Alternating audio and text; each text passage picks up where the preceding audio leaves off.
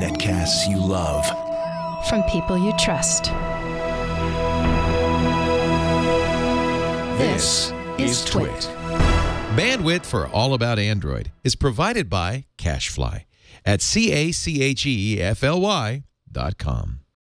This episode is brought to you by Lynda.com, the online learning platform with over 3,000 on-demand video courses to help you strengthen your business, technology, and creative skills. For a free 10-day trial, visit lynda.com/allaboutandroid. That's LYNDA.com/allaboutandroid. And by Harry's. For guys who want a great shave experience for a fraction of what you're paying for now, go to harrys.com. Get $5 off your first purchase by entering the code AAA when you check out. And by LegalZoom.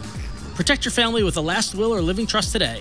LegalZoom is not a law firm but can connect you with an independent attorney. Visit LegalZoom.com and use offer code AAA in the referral box at checkout for your special discount.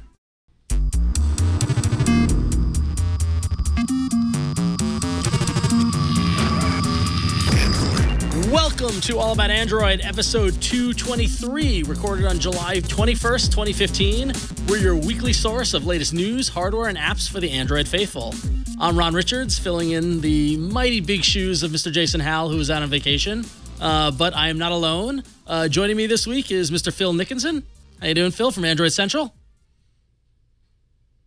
Hypothetically, we'd have audio on Phil. Oh! Too much audio. Whoa. Too much audio. Welcome, Phil. Thanks for joining me. How are you? I'm good. How are you guys? Doing well.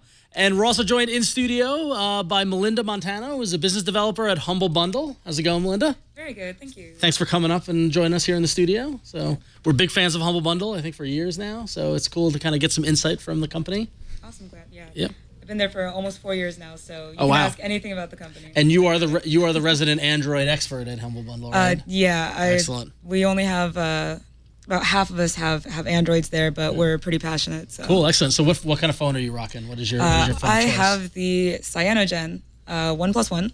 Awesome. So it's trusty. It's a little touchy, but that's kind of something that we all know. You're an early purchaser of the OnePlus, right? Yeah, definitely. Yeah. Been spreading around the invites as much as possible. Yeah. So I think I'm all out of those. Yeah, well, luckily they got rid of them, so now anybody can get them now, so that's good. But yeah, Lord knows if I break another Nexus 5, I would go for the OnePlus. So that's my choice. But cool, excellent. So this week we got a packed show. It's a little bit of a slow news week, but we're gonna have some fun. We're gonna be talking about some security concerns in Android, new phone announcements, Samsung Pay, and of course we're gonna hear about Humble Bundle from Melinda. So that said, Brian, why don't you take us into the news? Jason may be out of town, but that doesn't mean you're not in good hands with Ron Richards. It's time for Android News.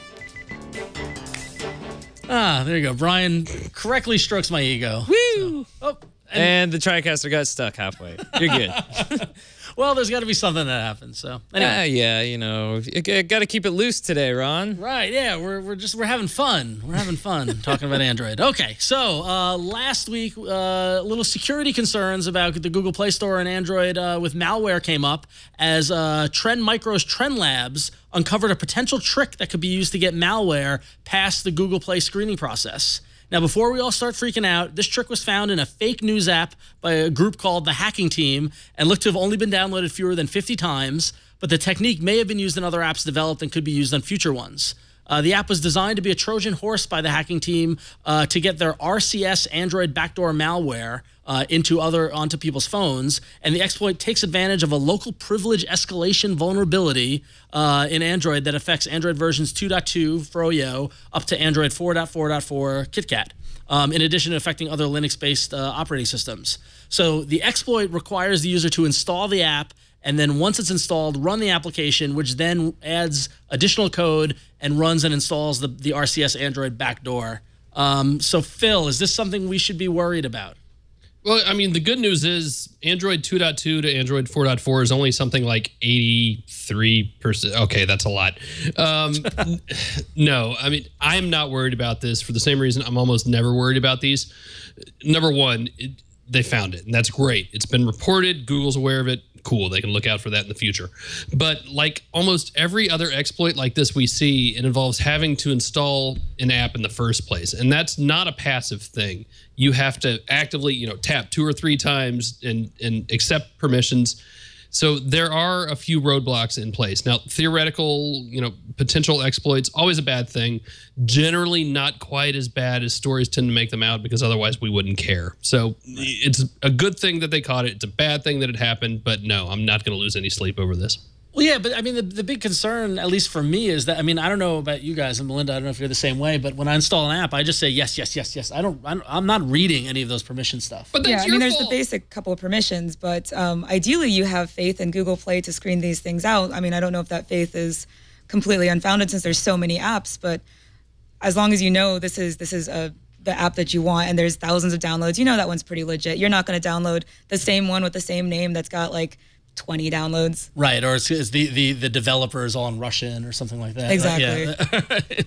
Yeah. There should be warning flags here to tell us that this is a potentially damaging app, although the idea that this code is now out there and can be used by other people, because the thing is that like the test app, it was in a fake news app of a news site that shut down, this site called B News, but somebody could think it's actually a legitimate news app, and that's the thing that kind of worries me, is that the maliciousness and the sneaky aspect of it.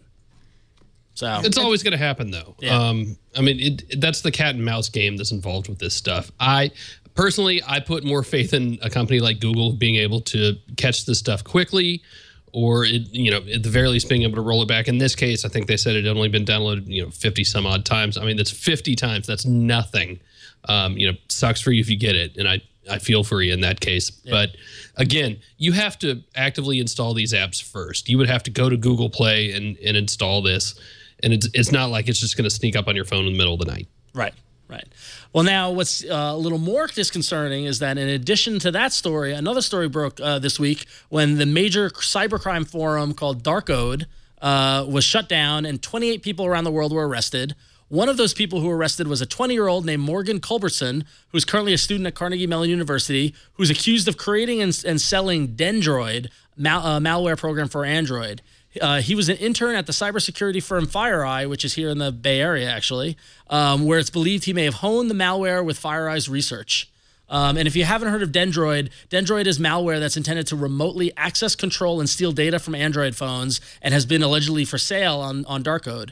It was first discovered in March 2014, where people found the toolkit was for sale for about $300 in Bitcoin, and it's been heard that the source code for the malware can be sold for upwards of $65,000, making it very, very valuable and really kind of insidious. This bit of malware, what it actually does is gets onto your phone and it can listen to your calls, interpret photos and messages and texts and all that, basically giving the person on the other end complete control of your phone. Now, of course, it's great that they caught these guys, but the fact that this is even out there has a lot of people kind of worried. Phil, is this something that we should worry about? It's definitely a bad thing, and I don't mean to downplay any of that. But again, you have to look at the method of exploitation. How does this get on your phone in the first place? And we have protections there, right? Don't root your phone. Having a rooted phone automatically opens it up to other avenues of attack. Don't sideload apps if you aren't 100% sure where they come from. Stick to the rivers and lakes that stick to Google Play, stick to, Amazon App Store, stick to reputable app stores that we know actively check apps. You're never going to be able to stop this sort of thing 100%. And yeah, this is, a little scary. And like the last one, it's also a little scary because especially when you can start packaging things within apps.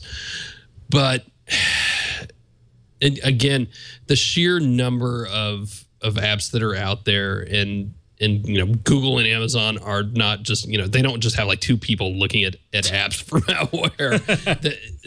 It's a good fight, and I'm really convinced that the good guys are going to win this one, or at least stay ahead.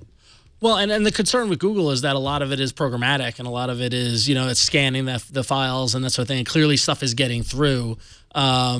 But this seems particularly insidious, that this kid was an intern at a security firm and used their research to help make better malware. Or at least he's alleged. He was recently arrested, so he hasn't been found guilty of it yet. But a 20-year-old kid making malware that can basically give control over devices to other people seems pretty dangerous. So I don't know. Yeah, no, they're getting smarter every day. But I do have faith that things like the Google M and even running Cyanogen, we do have the privacy guard and privacy protections, things like that pick and choose. I feel like the more control we have over what we're installing, the better chance that things like the last article where it's hiding in the easy ones that you're going to say yes to all the time. As long as you can block all of those to begin with and pick and choose what you want, I feel like we're just getting safer. So. Right. And you guys, you guys basically distribute at Humble Bundle. You guys sell bundles of games. When you sell them, do you deliver people the APKs for them to install? We do. It is perfectly. It's all side loaded. We help lead people through the side loading. So it's something that we've always had to deal with. I mean, I would love to be able to include things to have it on Google Play where you can review, rate, all that stuff. It's not possible right now, but maybe someday. Right. And do any customers kind of they say, "Ooh, I'm worried about this"? Are people acting cautious or? Not too much. I guess if you know Humble Bundle, you're probably one of those savvy users already in terms of Android. So you're pretty used to it. So. Yeah. All right. Cool. Well, so moving on, kind of away from the cybersecurity stuff and more towards we're always keeping track of the system updates that are rolling out. And looks like we had one that hit a bit of a hiccup. So AT&T customers that are using the 2013 Moto X will have to wait a little longer to update to Android 5.1 Lollipop. AT&T started the rollout of the OS, but announced that it suspended the update for unknown reasons. No one knows why it's suspended, but users who got the update have noticed some bugs after the update, after receiving the update before it was suspended. Phil, have you heard any of the reasons why these bugs that people are picking up on?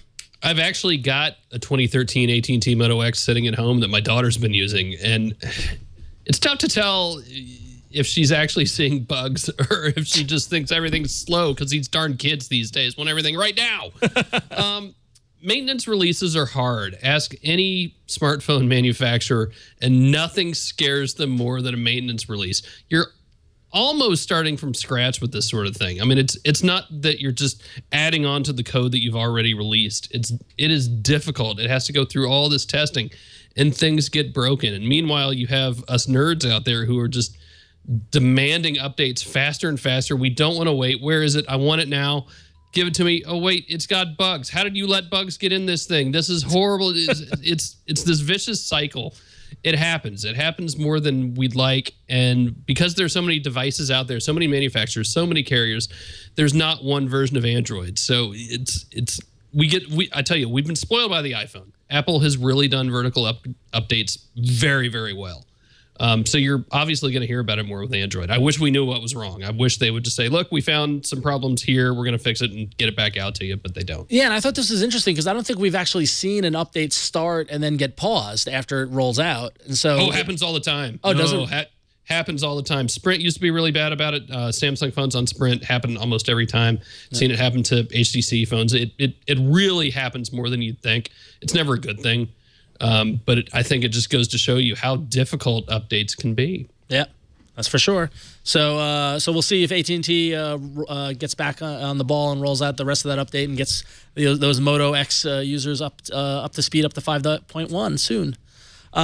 So continuing in even more seems like problems, and hard to tell if these are actually problems or people misreporting bugs or that sort of thing. But this one's kind of interesting. Back in March, a woman named Sandra posted in the Google product forums that her devices weren't showing up in the Android Device Manager. And we all know Android Device Manager is the kind of the Find My Phone application for within the Android OS. And if the app can't find your phone, it's not very useful.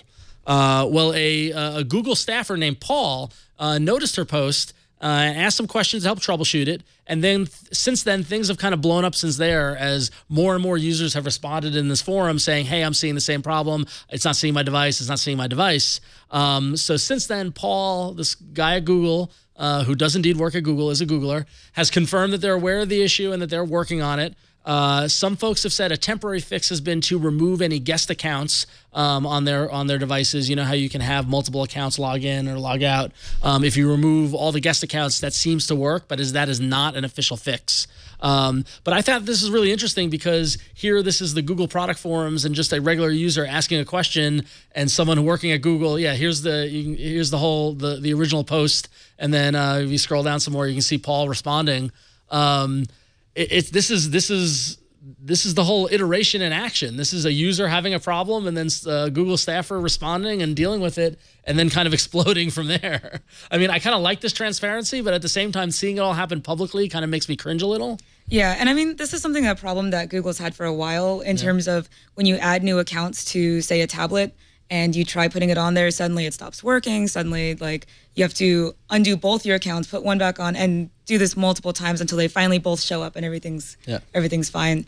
But it seems like now it's just kind of out in the open now with the forums and everything. Yeah. Everybody can see when problems are happening. Yeah, I mean, I just thought it was funny that the post was in March. There was some conversation with Sandra and Paul leading into April, and then since April, it has snowballed into all these hundreds of other people posting, and now it's being picked up today as news. I mean, Phil, was it that slow of a news day that we're talking about a post in the forums, or is it? No, hey, look, I think that goes to show you the power of the forums and the intelligence of Google to have people actively, managing these product forums, because otherwise why have them, right? There are so many moving parts in Android now. You talk about, we talk about system updates not necessarily working. Meanwhile, you have Google Play services, which is this, it's a constantly moving car on this highway. Device Manager to me has never really quite felt like it worked like we want it to. I think when you're using a more dedicated app for that sort of thing, like exactly what you're going to get. And it doesn't help that my Device Manager has 300 devices in it, right. So I'm a bad use case. But yeah, it's bugs happen. Is this a big one? Maybe. If there weren't any other options for this sort of feature, then I would say maybe it's a bigger deal than it is. The only thing I worry about with that is especially whenever you're installing an app from the Google Play Store, it will show whether your app can run on your specific devices. So mine, of course, also has like 10 different devices that come up, and so it'll always run on something. But there's definitely some games that are like NVIDIA Shield only or whatever, and if you don't have one of those, it won't actually let you even buy it. Right. So I'm hoping this doesn't actually affect that, and so these poor Nexus 5 users are just out of luck. Well, yeah. You don't want users to not be able to access or use their devices, yes. Or in this case, find them. And Phil, like you mentioned, there are other, like Lookout has this functionality. There are other apps that do this kind of similar functionality. But this is the kind of thing where this isn't an app I use until I lose my phone. Mm-hmm. And if this is a problem that is existing on my device that I'm not even aware of, and then I lose my phone and I go to Device Manager hoping to find it because I left it at the mall or something like that, then I'm out of luck. And that's like the worst case scenario. Yeah, it needs to work. You can't wait until you know that you need it to find out that it's not working. That's the wrong time. Yeah. So now I kind of want to, when I go home tonight, I want to go play with Device Manager and see if it finds my device or not. But it is nice to see and to see that transparency and to see someone working at Google saying, yes, okay, I'm aware of it. You gave me the answers I needed. We're going to go off and work on it. Now, that said, that was 2 months ago. And hopefully, I mean, I know it takes a while to develop code and roll out fixes and things like that. Well, let's see. Let me look at mine right now. I've got a Moto X I haven't touched in months. A Nexus 7 that my daughter's been using for, since last fall. A Nexus 4. Why is that on there? What is that? The LG G4 that it can't find right now, even though it's sitting 3 feet away from me. And an HTC One M7 back from 2013. Stuff's up. Yeah. Well, but they're working on it, so that's the good news, sure. At least. So, but if you ever have a problem, go to the Google product forums. They are listening, and who knows if we'll get this same kind of response and get full media coverage. But hopefully, someone will see your problem. So definitely check that out.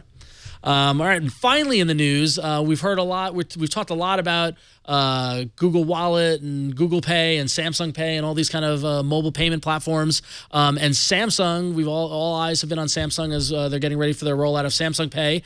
They've begun rolling out beta testing for Samsung Pay in South Korea. So they've got 1,000 select testers in South Korea actually using it.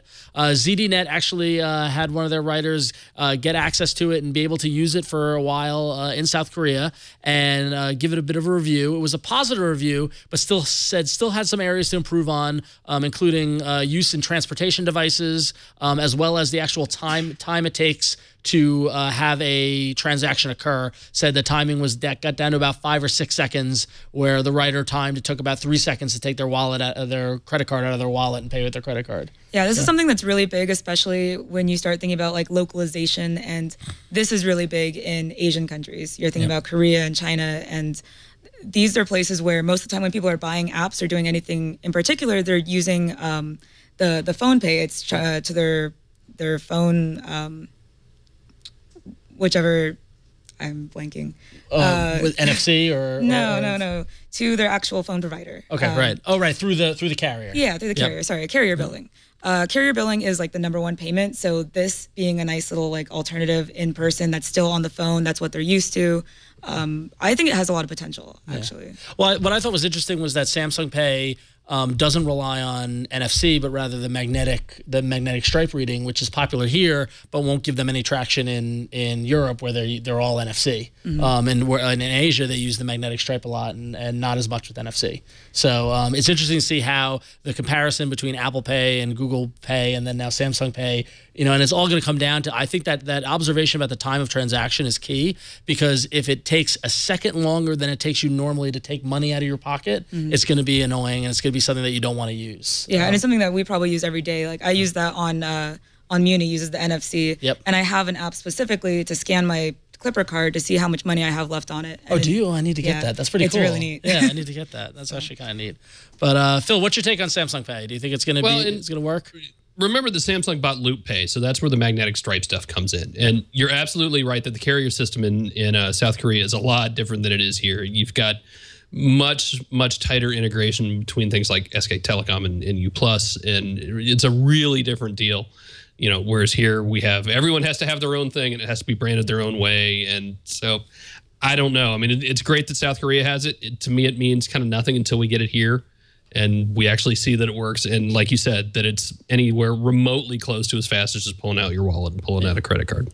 I mean, I just think about when I go to Walgreens and I try to use Google Wallet, and it's just, I've got to, you tap the phone, it lights up, I put in my PIN, and then what's funny is what I found out is that there's a timeout between the payment, the little credit card box where I'm tapping the phone to, and the app itself, that if I don't do everything within both devices timeouts, it won't, it has to, I've got like a 5-second window to do everything. And it's stressful, so stressful that I stopped using it, So, yeah, it's definitely the ease of use is going to be key on this stuff. So we'll be keeping an eye on it. Samsung is looking to roll out Samsung Pay in the fall. This is the first kind of beta test, and then we're looking at September to see more of a widespread release. So we'll keep an eye on that. So great. So that's the news for this week. And so before we move into hardware, I thought we'd take some time to talk to Melinda about Humble Bundle. So Humble Bundle is something that I've been a fan of since the early days of it. But for those in our audience who might not know what it is, why don't you let us know what Humble Bundle is as an entity? Sure. So Humble Bundle, we've been around since 2010, started by the two co-founders. They started off specifically in PC games with the Humble Indie Bundle. And the foundation of that was DRM-free, pay what you want, choose a charity portion. And so it's been really successful. We branched out. We started doing Android stuff actually as a part of the PC stuff. We started doing Android debuts as soon as Android started becoming big back in 2013. So it was Windows, Mac, Linux, and Android, all DRM free, which is really awesome. Since then, I think it was about a year later, we started doing mobile only. And those ones are, I mean, the whole thing is you get to pay what you want. You get to choose, as you see the sliders, which are amazing. And so we get to pick which kind of charity. There's a humble tip.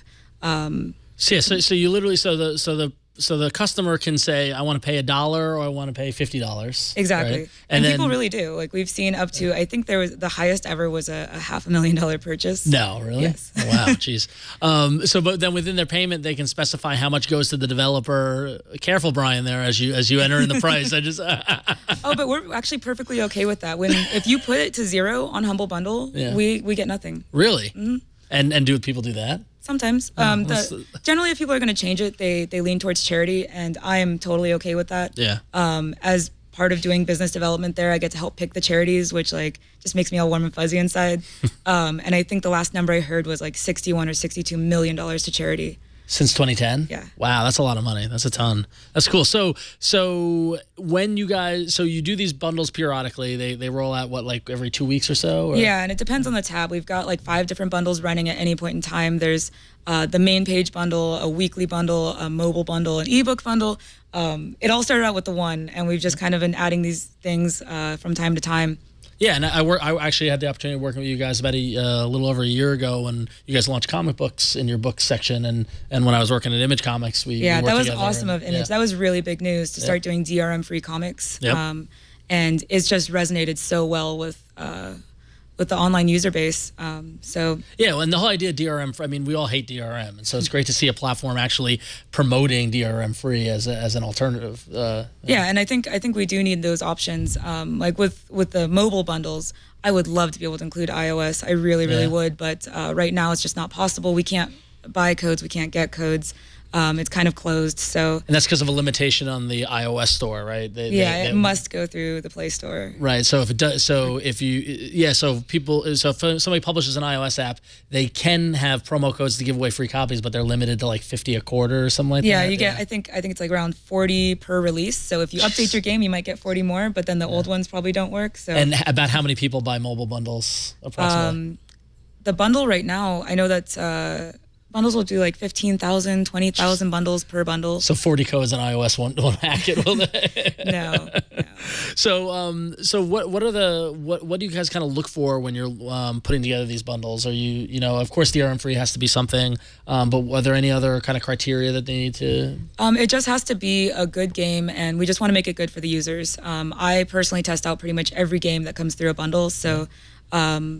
They're all like the absolute best ones. Some of the ones I've put together, we included, all the award winners of Black and Monument Valley and Boundin' and just all these awesome games that I'm really happy to share with the users. Yeah. So the bundle that just launched this week, right, is a SNK bundle. Can you tell us about that? Yeah, so the SNK bundle, that's been, it's the Neo Geo 25th anniversary bundle. This has been probably at least 6 months in the making. Really, really happy to feature these games. Just, They're awesome titles. My actual favorite part of this bundle is the shirt. So if you scroll down, Neo Geo and SNK rarely do merchandise, especially in North America. So this is actually like official merchandise you can get one time only. It's really neat. And it's bright and colorful. Cool. Very much like the SNK games. I don't know if you see in the copy text, it actually mentions caps lock. I don't know if you've ever looked at like the Neo Geo titles. They're all full caps. They're all very bright. They're all very like 90s, and it just gives you that nostalgia, and they're still really fun. Yeah, totally. Cool. Phil, are you going to chip in for this bundle? I'm just going to get the shirt. I know. Awesome. Cool. So you said that you work primarily with Android. How many of the bundles have an Android element included? Like do you do Android often, or is it just every now and then? Or? Yeah, we do have the mobile tab up constantly. So those ones we've done at least 20 bundles in there. Those ones will continue to run forever. But some of the main bundles, if we find a cool Android build, we had Hitman Go in a PC bundle, and it was just that it perfectly fit with that bundle. So we'll add that in there. And we highly support Android because you can sideload. Right. So we have to include very detailed instructions in case this is someone's first time. Yeah. They need to like, okay, click here. It's very much the Amazon thing of like how to download this. And we have an app too. It's not on Google Play because we're technically a library. So it's sideloaded as well. But it's to help users, keep everything maintained. And we're trying to improve that. And you guys have great customer service. Just I remember working with you guys in terms of people write in. You guys get back to them immediately with answers and help them through issues. It's hopefully within a 24-hour time frame. So even if anybody needs help, seriously, just ping me on Twitter. I will get it done.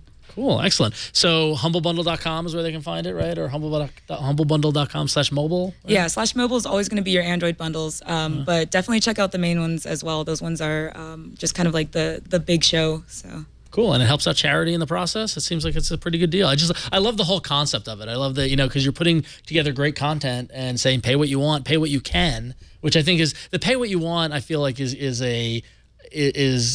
better. I like to say pay what you can, because like I might not be able to afford $25, but I can afford $5, and I want to give that and let me get something in return. Yeah, it's something that we've always been concerned with, especially in terms of letting people pay. People who have pirated have always said, well, I'm in Russia, I can't actually buy this, I can't get this. Yep. And we want to make sure that happens. So we're trying to add more of like payment processors on things that, if you are in Russia or in South America, you might have that option to pay where you didn't before. Right. And, with the currency exchange, even Steam does this where they have the variable pricing that kind of makes it fair. And that's all we've wanted. Cool. So any exciting things that Android fans should be on the lookout for from Humble Bundle? Or you guys keep it pretty secret, don't you?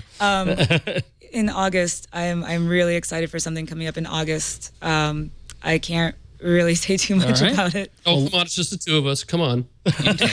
No one else is here. Don't worry. Mostly, I've had a lot of fun with the merch, like the shirt. This is going to be some weird merch you've never seen before. So cool. That's it. That's what we call in the business a tease. So good job there. So all right, cool. So everyone check out Humble Bundle. They're awesome, and I think they're great. So I'm glad that you're able to come up and talk about it. Thank you. Awesome. All right, cool. So let's move on, and let's thank Lynda.com for sponsoring this episode of All About Android. Lynda.com is for problem solvers, for the curious, for the people who want to make things happen. Maybe you want to learn how to take better photos or how to develop an Android app or sharpen your HTML skills. Lynda.com has everything you need to feed your curious mind. Some of the latest Lynda.com courses that I recommend are up and running with Office for Android devices, design patterns with Python, and the essentials of cryptography and network security. They've also just added 2 great new creative courses on getting started with motion graphics and the universal principles of design. And listen, Lynda.com is great for me. I've been brushing up on my coding. I took a class on MySQL through Lynda.com and got kind of sharper on my database skills. They make it so easy to learn, and you can learn at your own pace. That's what's so great about it. So you want to head to Lynda.com and sign up for a membership. And with that, you can watch and learn from top experts who are passionate about teaching. You can stream thousands of video courses on demand or learn on your own schedule, much like I did. I didn't have a ton of time every day, but I took the 20 minutes each day and I watched the video and learned a little bit more. You can learn at your own pace, as courses are structured so you can watch them from start to finish or consume them in bite-sized pieces. Browse each course transcript to follow along or search for an answer and skip to the point. You can take notes as you go and refer to them later, or you can download tutorials and watch them on the go, including access on your Android device. Create and save playlists of courses you want to watch to customize your learning path and share with your friends, colleagues, and other team members. Your Lynda.com membership gives you unlimited access to training on hundreds of topics, all for just one flat rate. Whether you're looking to become an expert, you're passionate about a hobby, or just want to learn something new, I want you to visit lynda.com/allaboutandroid and sign up for your free 10-day trial today. That's lynda.com/allaboutandroid, and we thank them for their support of All About Android. Excellent. Thank you, Lynda. So let's get into hardware.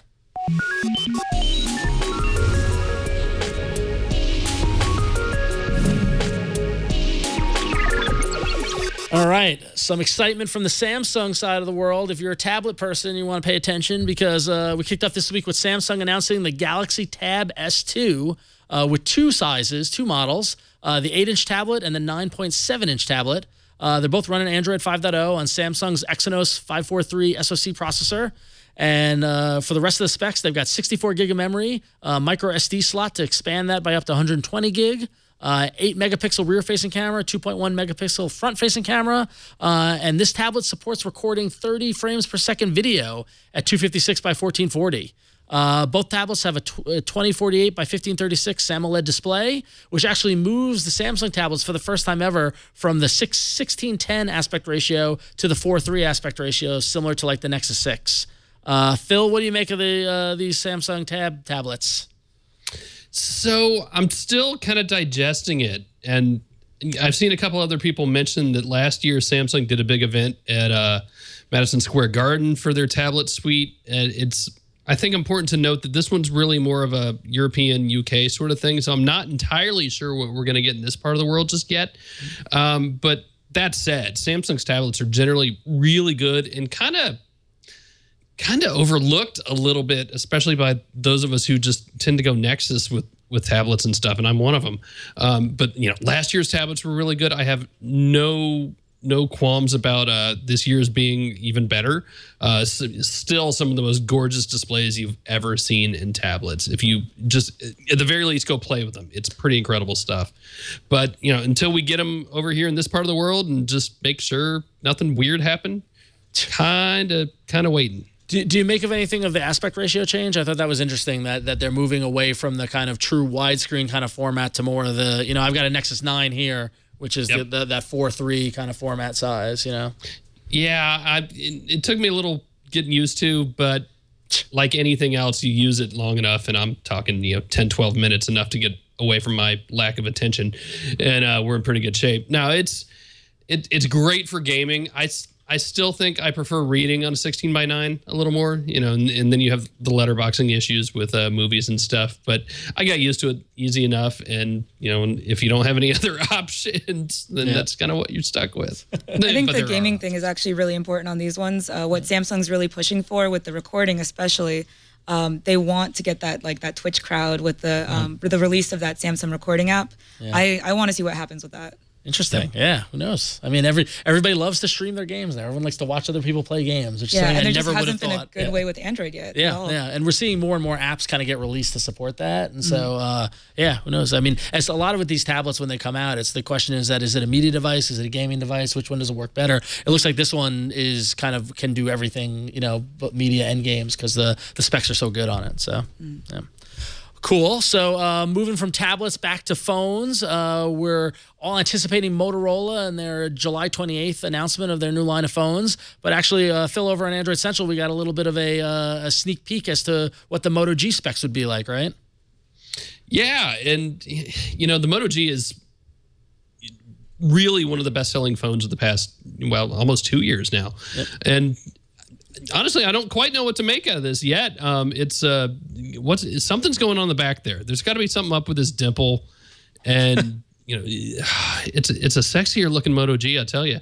Yeah. We'll find out next week. We'll probably find out next week. I don't know anything officially, but I'll be in New York City for that. But yeah, I mean, 2 gigabytes of RAM, LTE, and 8 gigs of storage. The expandable storage is the big deal, I think. 8 gigs is really not enough for onboard storage at this point. But I am all about these, you know, not cheap, but cheaper unlocked phones now, and Motorola still makes some of the best of them.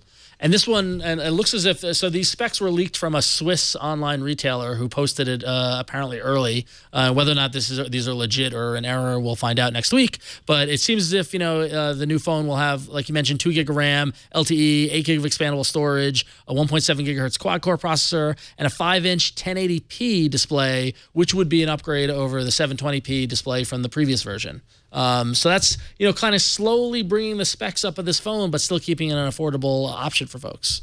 So cool. So in addition to that, we've got some interesting announcements. You've heard of Marshall in the concept of like Marshall amps. You know, ever seen like AC/DC with the big stack of Marshall stacks and things like that? Yeah. They're kind of getting into the phone business. Not exactly. Apparently, there's a company called Marshall London, which is another company that is using the Marshall brand and name and look and feel to announce and sell consumer electronics. In fact, I have a pair of headphones that they've sold. They were Marshall branded headphones that sound really great and really cool. So now they've announced a cell phone, which is going to be first launched in the UK, Scandinavia, and Baltics first. It's going to be priced around $583. And that's a lot of money. It's the cost of a flagship phone. But if you look under the hood, the specs really aren't that great. It's a 4.7-inch phone with 720p display, a quad-core 1.2 gigahertz Snapdragon, 2 gig of RAM, 16 gig of storage, and an 8-megapixel camera, a removable 2,500 milliamp battery, and a micro SD slot. So spec-wise, this is really in line with the Moto G, which normally sells for $180, but they slapped the Marshall logo on it. They put 2 headphone jacks on there, as you can see here, and they're charging close to $600 for it. So I don't really know who the audience is for this. I mean, I guess... yes, you do. Yes, you do. And his name is Slash. If Slash isn't carrying this phone around, or, you know, I mean, pick any rocker, right? Yeah. If Angus Young doesn't have one of these in his in his schoolboy jacket coat pocket, then we're all doing something wrong and just need to hang it up. I'm pretty sure in their marketing collateral, they said that this might be the loudest mobile phone on Earth. I was actually It goes to expecting 11. It goes to 11. It's one more. Well, hey, how can you not love this? I mean, I'll admit. I mean, like I said, I own Marshall in-ear headphones, and partially because I know Marshall makes great amps, and they're like what I think of when I think of music. And I was like, oh, they're making headphones now. Were they good? They're great. They're fantastic. Yeah, really good sound quality, really good. You know, like nice kind of the cloth cable. You know, yeah, like, that's what I expect. I expect the cloth stuff, not some leather backed thing. Well, the leather. I mean, I think the back of the phone is they're trying to replicate the back of the size of the amps, which are that like not leather but kind of plastic, like kind of leathery kind of look. Yeah, but which isn't a great. Oh, look. you know, it's totally going to repel beer and vomit. And I mean, as a former long-haired, current remaining heavy metal fan who was in a high school band, this is awesome. I love this. Well, I love the fact that it's got 2 volume ports, Yes. and 2 headphone jacks as well too. I mean, which when you think about it, like how often when you're traveling with a significant other or like you want to both listen to whatever you're listening to, so might as well put 2 jacks in, I guess. And you just buy the little tiny thing from the splitter, airport like kiosk. Yeah. And also I like how everything is gold plated. Like it just seems so It's like the knobs. Yes. Yeah. Send it now. It's just so excessive. It's I don't know. Yes. But yeah, so there you go. So if you're in the UK or the Baltics, be on the lookout for this. I'll be curious if they roll it out here. You know, honestly, I would consider it. You know, the specs The ringtone has got to be like a total Bill and Ted guitar squeal. Yeah. I just like the idea of this phone goes to 11. I just feel like that's It has to. It's so. Oh, it better. Does it have an overdrive? It better have an overdrive. it should have overdrive, yeah, or at least It becomes a distortion. foot pedal. Yeah. So in addition to new phones, we actually got a slew of new phones this week, and today a new player entered the market. A company named Ubik launched their new phone, the Ubik Uno, today on Kickstarter. This company came out of nowhere. I've never heard of them. I don't know, Phil, have you ever heard of Ubik? Melinda, have you heard of Ubik? No. You know how excited I was a minute ago? Yeah. Reverse that. Really? Wow. All right. Well, How many products have we seen on Kickstarter that just no. Well, this is interesting because and this kind of goes back to the Pebble the Pebble Watch kind of Kickstarters and the conversation around there, where they're not really using Kickstarter to help fund the project. In their video, they and in all the press materials, the phones are ready to go to production. They're saying they'll be start to be delivered this September. Whether or not the Kickstarter is successful or not, they didn't say. If it fails, whether they still ship. But this is kind of more like a pre-sale platform. You're allowed to get in on the ground floor and for just $280 purchase one of these phones. Now, the specs of the phone aren't that bad. I mean, and Phil, I want to hear your take on it. But it's a 5.5-inch phone with a 1080p IPS display and a bezel-less frame, and everybody's raving about this lack of bezel on this device. It's running a 2.2 gigahertz MediaTek processor with 3 gig of RAM. It's got a 20 megapixel camera, or rear-facing camera with Sony image sensors, a micro SD slot, a 3,000 milliamp battery. I might have that wrong. My notes might have been incorrect. And apparently it's running 99% stock version of Android. And the only thing that isn't stock Android is Ubik's camera app, which is interesting. So if you pre-order, or if you back the Kickstarter for $280, you can get one of the phones. After the Kickstarter, the phone's going to sell for $345, as Ubik is claiming to create an affordable, cutting-edge technology phone designed for users, not for carriers. And in addition to this, in their announcement, they announced that they want to be the first open-source phone company, and that their next device will allow users to define the specs of their next devices via polls and forums down the road. So if you say, hey, it should be a 6-inch or a 4.7-inch, they'll use the community to vote on what the spec should be, which I find fascinating. So their goal is $200,000, and they say if they finish the campaign successfully, they'll start shipping in September. So Phil, what do you make of this phone? Is it truly impressive?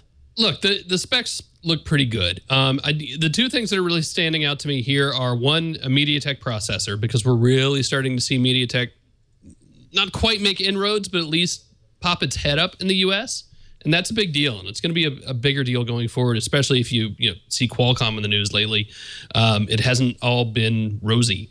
That, and we're seeing Google Play on here, which normally for a phone like this, especially a phone on Kickstarter, and again, that's not to say that every product launch on Kickstarter is going to end in tears, but we've just seen it far too many times.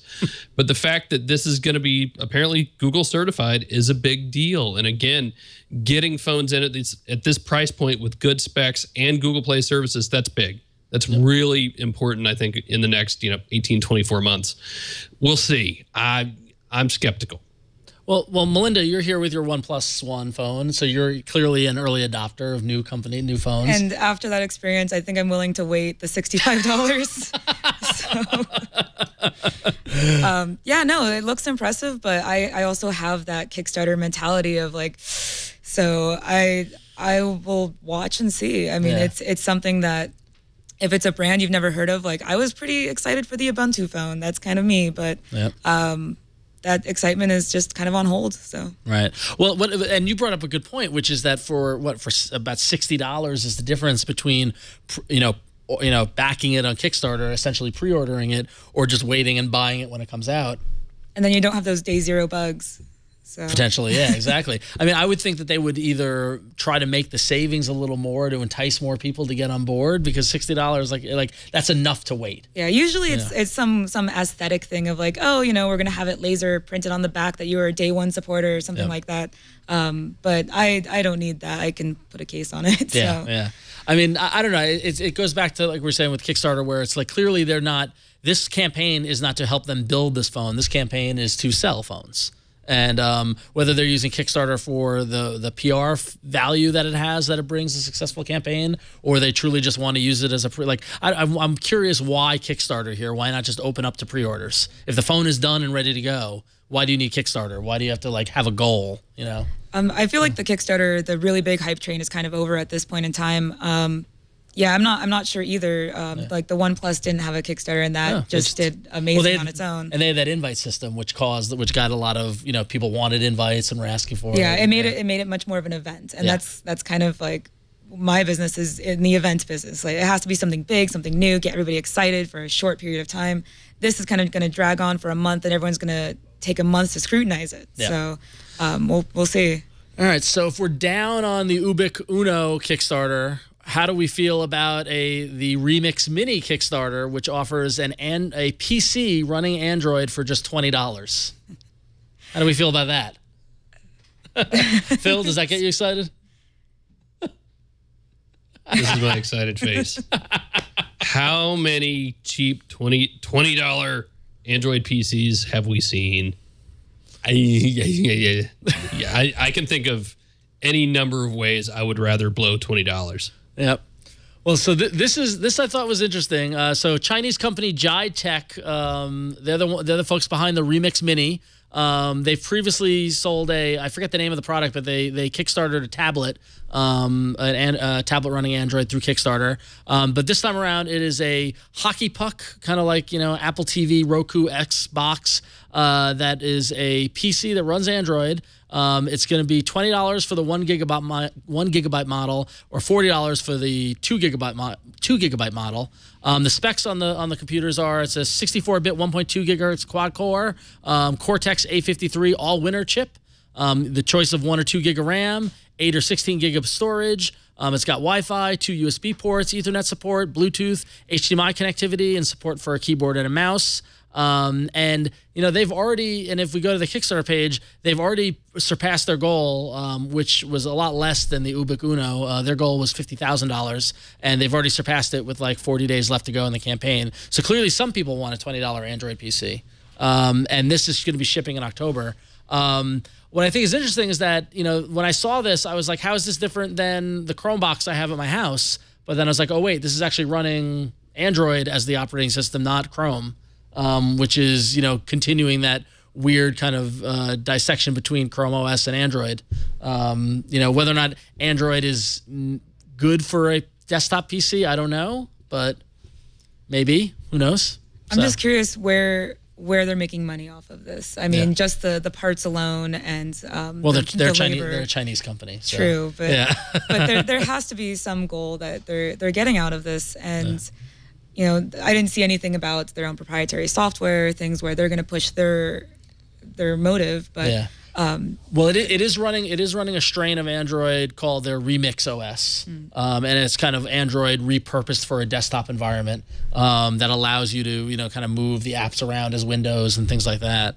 I don't know, it's neat. I mean, I could see people going $20. What do I got to lose? But whether or not it takes off, but clearly it has the support of Kickstarter, so who knows? Yeah, it'll be cool to see. I would rather take a $20 bill, fold it up, stick it in the HDMI port or wherever this thing plugs in, because a month later when I quit using this, I'll be able to pull that $20 bill back out and actually do something useful.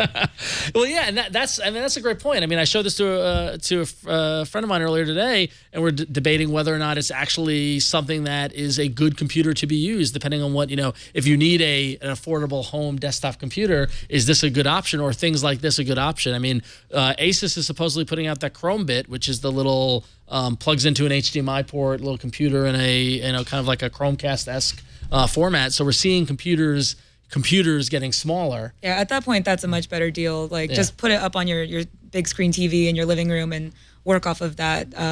That does seem just like a cute toy to buy. So. Yeah. So we will see. Well, it looks like they're going to ship in October. So when they actually start shipping them, we'll see what people think of it. The folks who bought it. Excellent. All right, well, let's answer an email. We got an email from Eric, who writes in and says, I have the first-gen Moto X and have been repeatedly requested to upgrade to 5.1. While I love the new material design look, I'm concerned about hit and miss on the final outcome once I take the plunge. While I've not heard of phones bricking, there have been grumblings of slower phones or loss of Motorola's touches. What is your extremely learned opinions on this? Should I upgrade? So, Phil, if someone's got a Moto X, should they upgrade to Android 5.1 or hold off? I'm one of those guys that has to update things. It's a sickness. I can't see that little, update box and not check it. I've booted up like ancient phones just to update them. So I'm kind of a bad example. I say yes, if only for security reasons, if only because there are going to be security updates in these that you might not otherwise get. That said, look at it from an IT standpoint. If it ain't broke, don't break it. If it's working fine for you and you're really worried about it, keep on keeping on. You're probably going to be okay. Yeah. What about you? Do you upgrade immediately or? No. I have a Nexus 7 over here as well, and it will constantly ask me to upgrade to 5, and I won't do it. Really? I know it will go slightly slower, and I know that even if it's not happening, I'm going to think it's happening slower, so I can't do it. As long as it's stable, and especially just check those security upgrades. If there's anything that you're not comfortable with, do upgrade it. But otherwise, if it's working, it's fine. See, I'm more like Phil, where like that little icon in the top of the thing just drives me crazy. Just swipe it off; it'll come back in half an hour. I know, but I tend to think that I'm like, well, they wouldn't give it to me if it wasn't good. Like I put too much trust, I think, in the overlords who are defining whether my phone will work or not. But yeah, I'm an upgrader as it goes. But I think that if it's working and everything is good for you, then yeah, I agree with them. Then hold off. But my only worry is the point Phil makes about security, and also if you get too far away. Like I'm a latest and greatest kind of guy. Like I want the latest and greatest and best kind of things. And the more you move away from what everyone else is at, the bigger chance you have of things not working or things not working correctly or looking as good as they should. So you don't want to fall too far behind. Yeah, and then when you do finally choose to upgrade, then you're completely out of the loop on what is this material design stuff. Yep. Why are my buttons in the wrong place? Yeah, exactly. Yeah. So, but ultimately, it's your preference. I know they didn't give you a clear answer, but it sounds like if you're Eric, if you're cautious on upgrading, you can hold off and it'll be okay. So. Or upgrade and go for it. That's what I say. All right. All right. We want to thank Harry's for sponsoring this episode of All About Android. And let me tell you, I am not only talking about Harry's, but I am also a customer. I am a dedicated customer. Harry's has fixed a problem that a lot of us have, which is paying too much for overpriced razors. Let's admit it, shaving isn't fun. Sometimes we cut or scrape ourselves with dull blades. Razor blades are expensive. They run about $4 a blade. A guy who shaves every day spends hundreds of dollars a year just on razors if he's buying Gillette razors, which are super expensive. And when you go to the store to buy them, sometimes we have to deal with those pesky locked up plexiglass cabinets. What a pain. There's a company that's fixing all that for us, and they're called Harry's. Harry's gives us a high-quality razor for about half the price of those big brand blades. Harry's makes their razors in their own factory in Germany. They engineer them for sharpness and high performance. Harry's ships them for free to your front doorstep.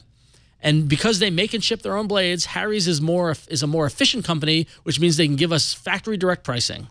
Harry's guarantees their satisfaction.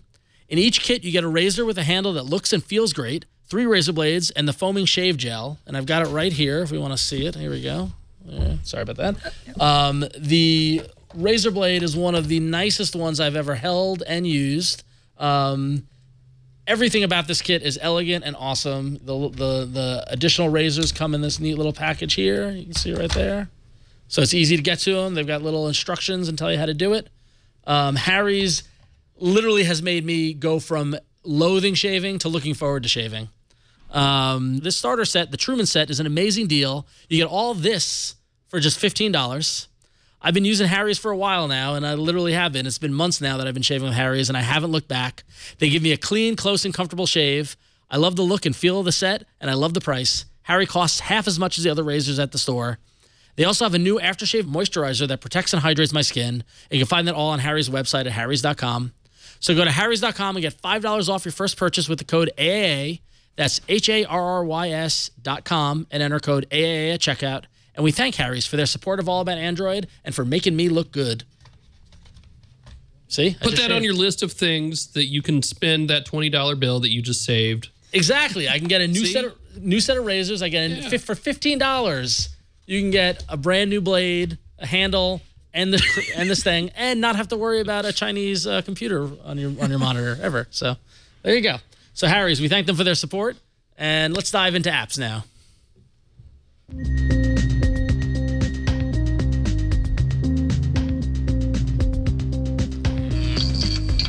All right, so in the category of we expected this, it was obvious it was going to happen sooner or later.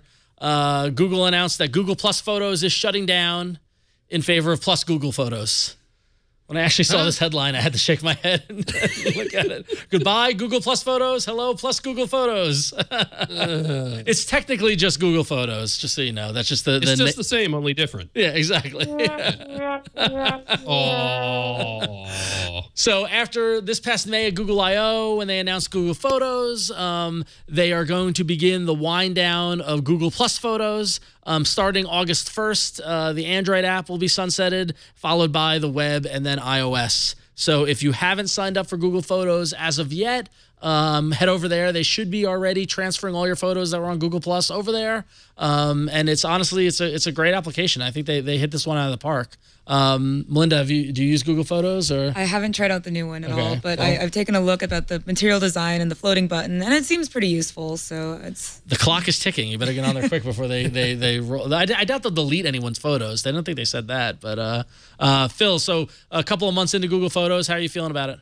Big fan, big fan. Yeah. In fact, I think it's better on mobile than it is on desktop, and it's really good on desktop too. But being able to, pinch and zoom to get zoomed out on your timeline and fly by the years.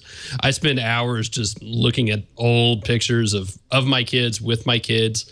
You have to be a little careful of what it's sucked in from time to time, especially because I uploaded just entire network drives of photos to it, forgetting what I had. But really, really nice product. Really well done. It still needs to break away from Google Plus a little more. We saw that thing a couple of weeks ago with even if you uninstall the app, it's still uploading your photos because it's still running the services. So it's a little messy in that respect, but a really nice product. I can't wait to see where it goes from here. For me, the feature that's impressed them when I'm showing it to people, the feature that's impressed them has been the contextual search. Has been typing in the example we saw at Google I/O, just like snowstorm, and it will go through your photos and show you any photos of snowstorms, or I could type in Mets and show all my pictures I took at Mets games, or things like that, baseball, whatever kind of that the search functionality is great, and I keep going back to what they said that they want to make Google Photos do for photos what Gmail did for email. And I think they're on the right step. I mean, I've been interacting with my photos more since Google Photos came out than I ever did when it was Google Plus Photos. So I still want sharing to improve a little bit. If you just share a Google Photos link, say on Twitter, you get this kind of blah page. That's something I think Yahoo does a really good job of, is just presenting your pictures to the world. But that's relatively easy to fix. So and still plenty of room to grow, still plenty of time to do it. Really, really nice product. I want to see them, I tell you, I want to see them kind of promote it the way they promoted Android Wear over the past, 6, 8, 10 months. It was some really nice commercials, some really personalized stuff, because this really does bring bits of my life together that otherwise were just sitting on a hard drive somewhere. Right. And now it's so much more accessible. And my kind of worry is that it's going to get the Google Plus treatment, which is the rollout and then ignore. The kind of, like put it out there and then, yes, they're supporting it, but not really driving it. And it's a product that I think is really, really worthy of getting, like you said, some advertising, some attention around it and get people using it. So I'm sure we'll see it improve. I am surprised that the Google Plus shutdown is happening so quickly. Like I knew it was going to come, but I mean, it launched in late May, so we've been out for barely 2 months, and now they're just trying to close up shop and move on to the new thing. So I guess that's good. But all right. So additionally, this week we saw a leak on the Microsoft side of things. We've all been waiting for Cortana, Microsoft's Google Now or Siri-like assistant app, to come out. They started a closed beta recently, and then sure enough, it leaked out. Not so closed after all. Yeah, exactly. The APK is now available. If you do some clever Google searching, I'm sure you can find a link to download it. But it is out there, and Microsoft did not want it to be as of yet. Their wording and their response made it sound like it wasn't an employee, rather a beta user. But who knows who actually did the leak. But yes, I haven't had a chance to download and install yet. I'm planning on it. Phil, did you look at it yet? Or this is why we can't have nice things. Yep. I tell you, I have not. I just haven't had time. Dan Rubino from Windows Central has taken a look at it, and he sounded pretty impressed. I mean, my big question is, why are you going to want to use this over Google Now? But that said, I love what Microsoft is doing. I love that they're bringing more of their apps to Android, even as Google refuses to bring any of its apps to Windows. But it's going to be really interesting. It's going to have the hurdle of getting people to install it, though, whereas Google Now is just there and it's in the setup of the phone. And I think we're going to see Google push its own services even harder here in the coming months. But kudos to Microsoft for doing it. I think that's really important. Yeah, Melinda, is this something you're interested in? Or Yeah, I mean, my roommate just picked up an Echo. It doesn't quite work just yet, but it's something I'm interested in. I do like trying to compare and contrast. I do use Google Now. It's kind of it's almost a novelty of, getting in an argument with somebody and be like, well, how tall is Jose Altuve, the baseball player? He's 5'6". And so, I mean, I actually like the Windows Phone. I really hope they actually do something really good with them in the future. And so they do need this. It's something that has to compete against Google Now. The only thing I really want is customizable names. Like, why can't I name my... Oh, you want to name your assistant? Yeah, I want Sheila to help me every day, not Cortana or Alexa or Siri. So. Or Ziggy for you Quantum Leap fans. Or, exactly. Yeah. Well, I mean, I think this is interesting because, I mean, Phil, you brought up the question, like, why even do this? But if Windows 10 is going to be as big as Microsoft thinks it's going to, and Cortana is already on Windows 10 machines, and people are interacting with this application on their desktops, the idea that they'll want to take it to the phones kind of makes sense. I'm not one of those people. I'm not, but I imagine that there might be a built-in audience that will want to use this. Yeah, no, I mean, you can't not do it. It's a smart move. Yeah. Hardcore Android people probably won't need it. But yeah, like you said, big time Windows desktop folks, definitely. Yeah, and this actually ties in, and actually Drew in the chat room makes a good point. We talked about it last week on last week's show with the latest update to the developer edition of Android M, the next version of Android. You are able to select your assistant app. So if you don't want to use Google Now and you want to use Cortana or you want to use some of the other ones that are out there, you can choose them. Although I haven't heard of any ones that you can name on whatever you want. But that's a good feature. Someone should do that. Yeah, no, it's nice giving people the options. Usually most systems kind of restrict you to that one. So. Yeah. Well, because it's the branding thing. It's the idea. I don't know, but I actually don't use assistant apps that much. I mean, I don't use the Google Now in that, like I talk to and ask a question or whatever. Like I rarely do the OK Google bit, but the swipe from the left panel of suggested content for me to look at based off my search I use all the time, like as a on Muni or on the bus or whatever, kind of killing time looking at articles. I'll be like, oh, you searched for this, here's an article. And my quickest one is directions of like, okay, Google, get me to this place right now, please. So I have a hard time talking to my devices. That's the thing. It's like I have Android. I'm not wearing it today, but I've got an Android Wear watch, and I don't really like even when I'm driving. Like I tried dictating text messages, but I just don't like it. I don't know. I mean, Phil, do you talk to your devices or? Only when I have to. The watch is still handy, especially when you're in the car, but I also have Android Auto now. So, I'm really not crazy about talking to it just because it's still a little wonky and a little laggy. Yeah. I don't use it on my phone at all. I don't use it on the desktop at all. Google Now is handy for some of the package tracking and sometimes for directions, but it's also really sensitive. Like I can't search for a location of something without it showing up in 16 different suggestions for, hey, it looks like you want to go here. No, I'm not driving to Alaska. I'm really not.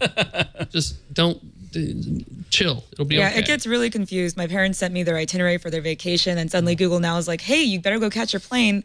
It's not my plane. Yep. But it is. It doesn't handle changes very well at all because I have a habit of changing flights all over the place just because things change. And Google Now is not very smart about that. So no, it considers it every single one of those is a brand new flight. So yeah. Although it was funny because just this past weekend, I went down to San Jose for California Extreme, the retro video game convention, and I was Friday morning, and I panicked and I forgot which hotel I was staying at, and I was searching my email trying to find the confirmation, and a friend of mine pointed out that had I done that through my Google account, Google Now would have already had the hotel information waiting for me, and I wouldn't have to search for it. And I was like, yeah, well, I need to move off of my personal server onto a Google server, but eventually, everyone knows the woes of my POP3 email, so. Oh, that's horrible. All right. So moving on. One little bit of news on apps. HBO's exclusivity with Apple has now come to an end. So those of you who are waiting for HBO Now to come to Android, it is now available. You can download it and use HBO Now on your Android devices. You still got to pay $50 a month. So you still got to pay that premium price for that sweet, sweet Game of Thrones action. But now no more Apple exclusivity. What seemed like the thing we were cursing at in March is not anything we're even going to remember. So, and I don't know if I'm going to do it or not. I don't know if I'm actually going to drop the $15 for HBO if I watch enough HBO. I mean, is this something you're going to go for? No, I have a 65-inch TV. I'm not going to watch it on my tablet. All right. No Chromecast support on the app as of yet. So there won't be. You don't think there will be? I don't think so. I think it kind of negates the purpose. Yeah. It's funny because with media apps now, like Sling came out, the Sling media app where you could pay and get access to cable channels. If it doesn't have Chromecast support, I don't want it. I mean, like the whole point of it is to use the app to get the content to put it on my TV via Chromecast. So I don't know, Phil, where are you at with HBO? I've had it for the longest time. I can't cut that cord just yet. I tell you, Veep is some of the funniest writing out there. Even though they just finished their season. You got Game of Thrones, obviously. I'm digging the second season of True Detective. I'm glad I haven't read any of the reviews, but getting HBO and all these premium channels just broken out from the cable model, I think is super important for everybody going forward. And this is really just the beginning of that. So thank God it's finally on Android. Yeah, no, exactly. And when exclusivity came out on Apple, I cringed a little, but I knew it would be temporary. I just hate exclusivity, that sort of thing. I think that's bad for consumers, but I understand why they did it. But so it's good that it's over, and now we can all partake in the HBO fun if you want to. Pay $15, and don't want Chromecast support. I gotta imagine they'll have Chromecast support. Yeah, chat room saying that the iPad version has Chromecast support, so I imagine that they would add it. We'll see. All right, time to thank our last sponsor of the day. We want to thank LegalZoom for supporting All About Android. And listen, you got to ask yourself a question. Do you want the government to decide what happens to your property or your minor children? If not, then make a commitment to protect your family with a last will or living trust today. It's National Make-A-Will Month at LegalZoom.com, and doing the right thing has never been easier. They've created a better way for you and your spouse to take control of your family's future. Check out LegalZoom's new Last Will and Living Trust bundles. The more you plan ahead with wills, trusts, and power of attorney, the more you save. LegalZoom's online resources and estate planning tools help you figure out what you need so you won't be confused by the many options they can provide for you. Or get more specific guidance from LegalZoom's network of independent attorneys in most states, since they're not a law firm.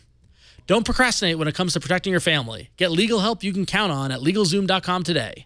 Don't forget to enter AAA in the referral box at checkout to save even more. That's LegalZoom.com and enter offer code AAA. And we thank LegalZoom.com for their support of All About Android and for helping us navigate the world of last wills and trusts. Because Lord knows I don't know what I'm doing. And it always helps to have somebody help you. And LegalZoom is the help that you can get. So thank you for your support. All right. Let's take this home and head on to the arena. So many enter, but only one lives. Android Arena. All right, so I will be honest that we did the show last week, and I never looked at the poll, so I literally have no idea what the results are going to be when we pull it up. I'm hoping my app won, and turns out my app Crossroad did not win. Instead, Alpha Bear, we cut off the sad trombone there. You only get half a sad trombone. You've been doing pretty well this year. It's deserving. It's deserving. But yeah, so Alpha Bear comes in first. Flo brought us that great game, and seems like everybody dug it. My app Crossroad came in second, and Jason's app Forest Stay Focused came in third. Which, to be honest, I still don't quite understand that Forest app. But excellent. All right. So since Jason is not here, he will not go first. So instead, we'll start off with Melinda's app, which is a great game, right? Yeah. So this is actually a game that has been in a couple bundles ages ago. It's by Vertigo Gaming. It is Cook Serve Delicious. I think there was a Nerdcube video where he said it's way more fun than it should be, than it deserves to be, and it really is. It has some interesting graphics. I think they're awesome. But it's basically not really a restaurant simulator in the theme of like Diner Dash or even like a Farmville or something. This is actually very much a kind of hardcore restaurant sim where you're actually trying to make stuff. So as it's starting to begin, you have different things. It's 9 o'clock in the morning. This lady wants some wine. That's fine. So we'll go that. My kind of lady. She wants the serpent spirit, and then you have to tap, tap, tap, tap to open that cork. Serve her that wine. Other things, the fish, you're slicing it open, you need to season it, cook it, and that's going to cook, and that's going to be in the background. You start off with just a couple different serving stations. I played way too many times. I have 8 serving stations. There's certain points in time. This one you need to tap like 6 times, season, cook. Rush hour comes, everything comes fast and quickly, and it's just insanely fun. And I already missed the wine. Tap, tap, tap, tap, tap, tap, open, quick. So you're basically a server, like you're basically, this is like waiter the game or cook the game. Yes. And so not just that, but as you finish the day, let me see if I can actually quit the day. Sure. There's a plot line kind of to go along with it as you start off with like a crappy restaurant and you're slowly getting up to like a 5-star. So this one is 5 stars right now. You get mail. Here's the red mail. You actually get spam mail, which sometimes references real life goings on in other games. It mentions kind of a offhand mention about like Fez and other games going on. Really? You actually date people in the game. They come in, ask you to cook them special things. And of course, you're buying more food, upgrading food. Some food is easier than others. Things like beer and corn dogs are great. Things like complicated kebabs and soup, I hate them. Specialty foods like sushi. So yeah, it's quite the game, and each day takes a good like 3 to 5 minutes. Yeah. So if you consider the fact that I've played like 111 days, I don't even want to think about the time I've spent even like upgrading stuff in here. So.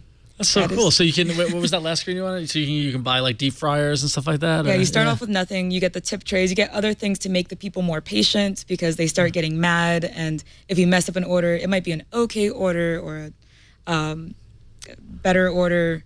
All sorts. Let's see the game itself again one more time. Right. So this is $3.99 in the Google Play Store if they didn't get it in a bundle, right? So it actually hasn't been in an Android bundle. We've only sold the Steam version. Right. And of course it's got achievements. So let's find the Serpent Spirit wine, top it open, I think I put on like pretty easy foods, the chicken. Yeah.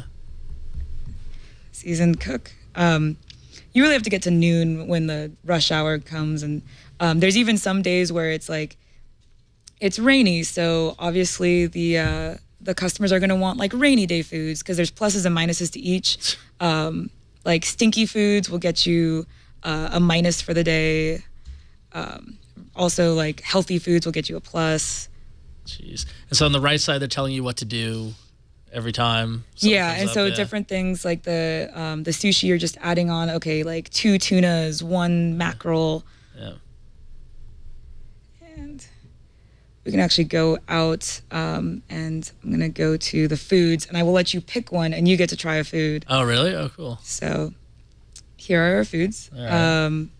There's like pizza, soda. Pizza. Yeah. All right. There's pizza. There's pizza. All right, do that. And let's do the Oh, practice. so you can practice with each food. Oh, that's cool. Yeah. Because it does get infinitely harder. You upgrade foods too, so they get harder. Yeah. So pizza, open it up. Okay, this one needs tomato sauce, some cheese, Cheese sauce, bacon. toppings, and everything. Next page, mushrooms. Start the pizza, then it's going to start to cook, and it has to cook for a while.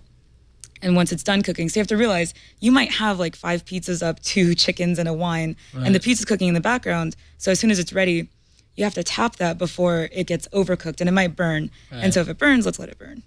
Why not? Oh, no. And that it still was. It usually goes the very unhappy phase, and the Sure. customer like walks away very unhappy. Cool. But the guy's actually making. He just made an announcement that he's going to come out with a sequel that's going to, I hope, to Android too, but he's going to put it on PlayStation and a bunch of other things. So Awesome. I'm really excited for it. This is probably my favorite Android game. Cool. All right, so that's Cook Serve Delicious, and it's $3.99 in the Google Play Store. And I'm tempted to download it, but I'm also afraid to because I'm afraid I'll get caught up in it. Yeah. I love the management games. Those are my favorite kind of stuff. You know, like where This one will keep you going because Yeah. you have to get that next star. Yeah, exactly. Very cool. Very cool. All right, so Phil, what have you brought for us this week? So I was just looking over the list of apps again because, you know, it's tough picking an app for the arena. You guys have gone through a lot, and I have yet to win one. And I'm not going to win this week either, I fear. So my nearly 9-year-old daughter was telling me the other day that I'm old because I listen to the news a lot in the car and other places. So this week I have brought the NPR One app, which is a really nice application unto itself. In this case, it plays National Public Radio shows. So it's almost like a podcatcher in that you can listen to anything NPR whenever you want. And that's always been kind of my problem. NPR has so much good content, but I'm not in the car that long or, you know, near a radio. So this is it on demand. Pretty much anything you can think of that you possibly want to listen to. Top of the hour news, which is kind of the first thing I hit when I get in the car, actually. It's compatible with Android Auto. So if you've got it on your phone and you've got Android Auto, it's already there. Works really well. Although it does have one little thing where if you're plugged into Android Auto, it'll play a promo for another show and just say, hey, tap your screen to listen to it now. You can't actually do that on Android Auto. So that's kind of funny. But a really nicely done, you know, material app, and it's simple. Right? You just listen to everything you want to listen to and get your daily dose of liberal left-wing propaganda. I mean, it's funny. I know what people think about we, it. we talk a lot about the use of material design and whether or not brands can have to sacrifice their brand identity in order to match the design aesthetic. But I think this is a good case, or it's hard to tell with the lighting, but like the line underneath the NPR One is subtly orange, black, and red, which is NPR's colors. So it's still getting across that NPR branding kind of feeling. Yeah, it's neat. Yeah, it's very well done. Really good team behind it. And you get some local news tied into it as well. So your local public radio will still come through that in bits and pieces, not quite as much. And I haven't had it hit me up for a pledge drive yet. I'm kind of waiting for that. If you listen to public radio, you'll know what I'm talking about. Otherwise, you're like, who is this guy and why is he so boring? But yeah, just a really, really nicely done kind of, you know, public radio app. Yeah. And I have, Brian, if you want to go back to my shot, I have the audio turned down, but you can hear it. It's actually playing. Happens to sell shoes. Okay. Prior to giving tours of the Las Vegas headquarters. So So it is indeed playing audio like promised. So I just wanted to make sure I didn't have it plugged in. So cool. All right. Well, that's NPR One, and that is free. And I imagine it's user donation based. So if you like it, donate to your local NPR station. Does it have any in-app purchases? That'd be awesome if you could just like donate in. That's a good question. In-app. How did here we go. There's a. I have to look. I don't remember. Yeah. There's a in the menu. There is a how to donate. Oh, how to donate. That's, there you go. There, and so then it crashed. Well, hypothetically, they want my money at some point.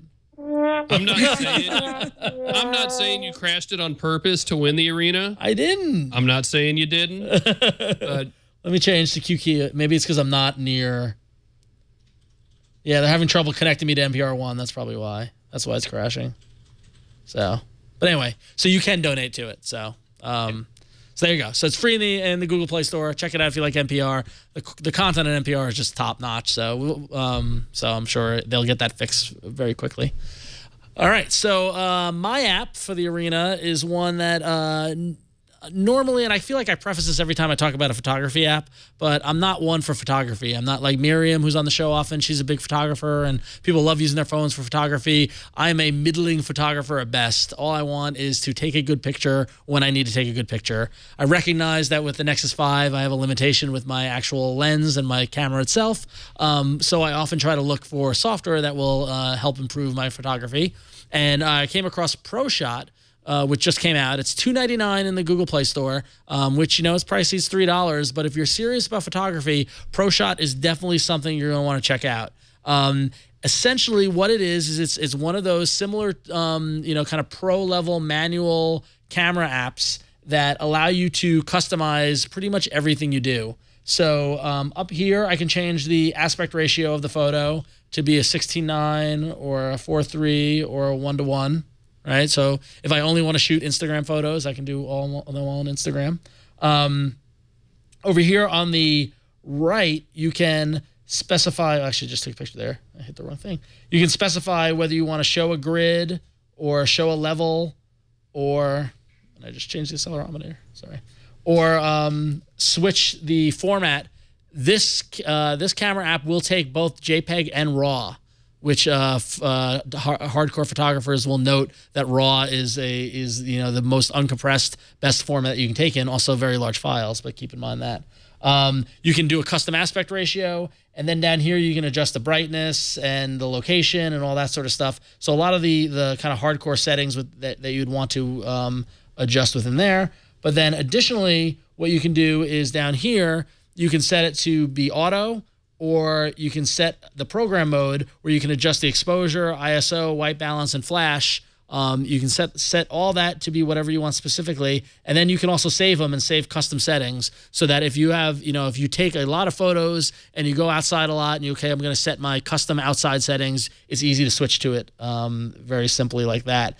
But then the last thing that caught my eye about this app is that in addition to taking, regular photos, you can set a timer so you can, put it on a tripod and 1 minute later or 10 minutes later, take a picture.